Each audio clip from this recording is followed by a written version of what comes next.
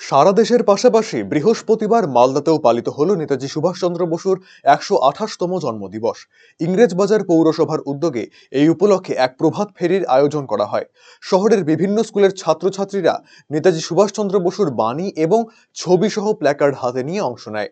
এই প্রভাত ফেরি শহরের নেতাজি মোড়ে গিয়ে শেষ হয়।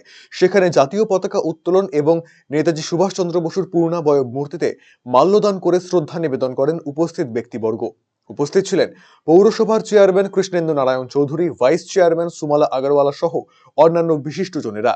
পরিবেশিত হয় নানান দেশাত্মবোধক সাংস্কৃতিক অনুষ্ঠানও। পাশাপাশি এদিন ইংরেজবাজার পৌরসভায় জাতীয় পতাকা উত্তোলন এবং নেতাজিকে শ্রদ্ধা জানান চেয়ারম্যান কৃষ্ণেন্দু নারায়ণ চৌধুরী সহ অন্যান্য কাউন্সিলররা।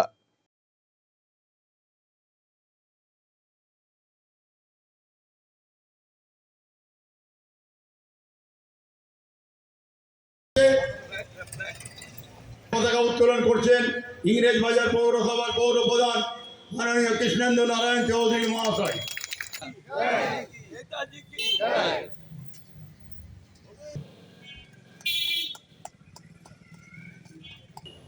ইংরেজবাজার পৌরসভার কাউন্সিলর শ্রীমতী কাকুলি চৌধুরী।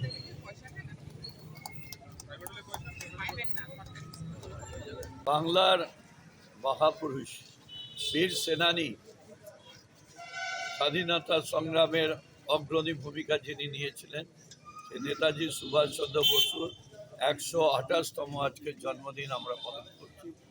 ইংরেজবাজার পৌরসভা গভীর শ্রদ্ধার সঙ্গে প্রতি বছরই এই দিনটিকে বিভিন্ন অনুষ্ঠানের মাধ্যমে শহরের মিছিল, তার মূর্তিতে মাল্যদান করে এখানে পালন করা। এবারও আমরা সেই পালন